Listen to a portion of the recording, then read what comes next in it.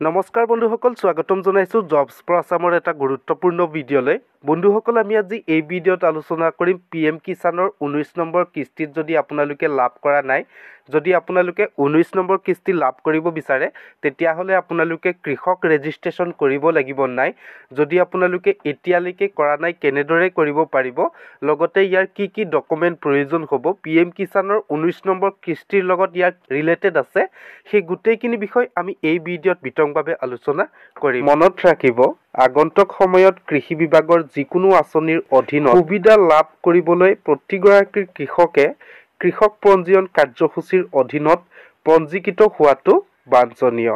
বন্ধুসকল, যদি আপোনালোকে মোৰ চেনেলটোলৈ নতুনকৈ ভিজিট কৰিছে বা যদি এনেধৰণৰ আপডেট বা নটিফিকেশ্যন পাই থাকিব বিচাৰে তেনেহ'লে মোৰ এই চেনেলটি প্লিজ ছাবস্ক্ৰাইব কৰি দিয়ক, লগত থকা বেল আইকনটো দবাই দিয়ক।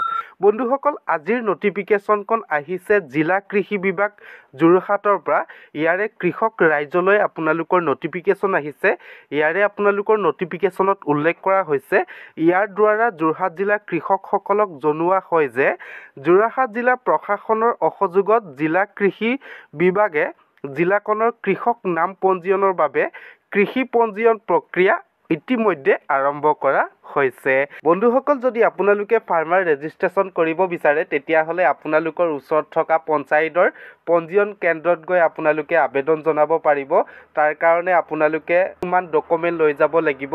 সেই ডকুমেণ্ট আপোনালোকক ভিডিঅ'ৰ শেষলৈকে আপোনালোকে কি ডকুমেণ্ট লৈ যাব লাগিব আৰু কোন ব্যক্তিসকলে ইয়াত আবেদন কৰিব পাৰিব আপোনালোকে ভিডিঅ'ৰ শেষলৈকে গম পাই যাব।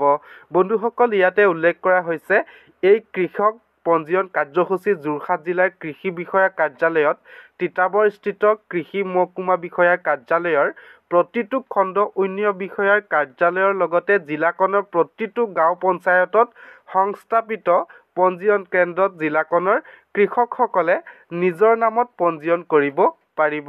অসমৰ প্ৰতিজন কৃষকে ইয়াত ফাৰ্মাৰ ৰেজিষ্ট্ৰেশ্যন কৰিব লাগিব। ইয়াৰে আপোনালোকৰ বৰ্তমান যোৰহাট ডিষ্ট্ৰিক্টৰ পৰা যিহেতু অনলাইন ছিষ্টেম আৰম্ভ হৈছে, গতিকে ইয়াৰে পৰ্যায়ক্ৰমে আপোনালোকৰ অসমৰ প্ৰত্যেকখন ডিষ্ট্ৰিক্ট বা প্ৰত্যেকখন জিলাতে আপোনালোকে ফাৰ্মাৰ ৰেজিষ্ট্ৰেশ্যন কৰিব লাগিব। বন্ধুসকল, ইয়াৰে আপোনালোকৰ ফাৰ্মাৰ ৰেজিষ্ট্ৰেশ্যনৰ 3টা পৰ্যায়ত আপোনালোকৰ ৰেজিষ্ট্ৰেশ্যন ষ্টাৰ্ট হৈছে। ইয়াৰে আপোনালোকৰ 9 ডিচেম্বৰ 2024 তাৰিখৰ পৰা আপোনালোকৰ ফাৰ্মাৰ ৰেজিষ্ট্ৰেশ্যন ষ্টাৰ্ট হৈছে। বন্ধুসকল, প্ৰথম পৰ্যায়ৰ ৰেজিষ্ট্ৰেশ্যন আৰম্ভ হৈছিলে 9 ডিচেম্বৰ 2024 তাৰিখৰ পৰা 15 ডিচেম্বৰ 2024 তাৰিখৰ পৰ্যন্তলৈকে আপোনালোকৰ প্ৰথম পৰ্যায়ৰ ৰেজিষ্ট্ৰেশ্যন আৰম্ভ হৈছিলে। লগতে ইয়াৰে দ্বিতীয় পৰ্যায়ৰ ৰেজিষ্ট্ৰেশ্যন বৰ্তমান চলি আছে। ইয়াৰে আপোনালোকৰ 16 ডিচেম্বৰ 2024 তাৰিখৰ পৰা 31 ডিচেম্বৰ 2024 তাৰিখৰ পৰ্যন্তলৈকে আপোনালোকৰ দ্বিতীয় পৰ্যায়ৰ ৰেজিষ্ট্ৰেশ্যন চলি আছে। লগতে ইয়াৰে আপোনালোকৰ তৃতীয় পৰ্যায়ৰ ৰেজিষ্ট্ৰেশ্যন আৰম্ভ হ'ব 1 জানুৱাৰী 2025 চনৰ পৰা 15 জানুৱাৰী 2025 তাৰিখৰ পৰ্যন্তলৈকে আপোনালোকৰ তৃতীয় পৰ্যায়ৰ ৰেজিষ্ট্ৰেশ্যন আৰম্ভ কৰা হ'ব। বন্ধুসকল, যদি আপোনালোকে প্ৰথম পৰ্যায়ত কৰিব নোৱাৰে বা দ্বিতীয় পৰ্যায়ত যদি কৰিব নোৱাৰে, তৃতীয় পৰ্যায়ত আপোনালোকে পঞ্জীয়ন কেন্দ্ৰত গৈ আপোনালোকে আবেদন জনাব পাৰিব। তাৰ কাৰণে আপোনালোকে কিছুমান ডকুমেণ্ট লৈ যাব লাগিব। ফাৰ্মাৰ ৰেজিষ্ট্ৰেশ্যন কৰিবলৈ গ'লে আপোনালোকে তলত উল্লেখ কৰা ডকুমেণ্টখিনি বাধ্যতামূলকভাৱে লৈ যাব লাগিব। যদি আপোনালোকৰ এই ডকুমেণ্টখিনি নাথাকে তেতিয়াহ'লে আপোনালোকে ফাৰ্মাৰ ৰেজিষ্ট্ৰেশ্যন কৰিব নোৱাৰিব। বন্ধুসকল, ইয়াৰে আপোনালোকে ফাৰ্মাৰ ৰেজিষ্ট্ৰেশ্যন কৰিবলৈ 1 নম্বৰ আপোনালোকক প্ৰয়োজন হ'ব, আপোনালোকৰ নামত আধাৰ কাৰ্ডখন থাকিব লাগিব। আধাৰ কাৰ্ডখন থকাৰ লগতে আপোনালোকৰ আধাৰ পঞ্জীয়নকৃত মোবাইল ফোন, যদি আপোনালোকে আধাৰ কাৰ্ডত মোবাইল নাম্বাৰ লিংক নাথাকে তেতিয়াও আপোনালোকে ইয়াত আবেদন জনাব নোৱাৰিব, কিয়নো আধাৰ কাৰ্ডত যিটো মোবাইল নাম্বাৰ আপোনালোকৰ লিংক থাকে সেই আধাৰ কাৰ্ডৰ লিংকত থকা নাম্বাৰটোত OTP যাব। সেই OTP আপোনালোকে ওৱান টাইম পাছৱৰ্ড ছাবমিট কৰিব লাগিব।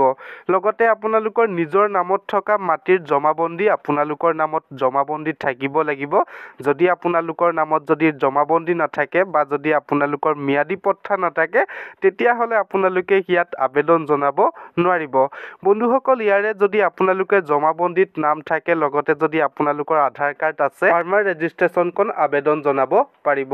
বন্ধুসকল, যদি আপোনালোকে অফিচিয়েল নটিফিকেশ্যনখন যদি চাব বিচাৰে, মোৰ ভিডিঅ'ৰ ডেছক্ৰিপশ্যনত লিংক দিয়া আছে তাত গৈ আপোনালোকে অফিচিয়েল ন'টিফিকেশ্যনখন চাব পাৰিব চ' বন্ধুসকল আজিৰ ভিডিঅ'টি ইমানখিনিয়ে মই আপোনালোকক ইনফৰমেশ্যনখিনি দিলোঁ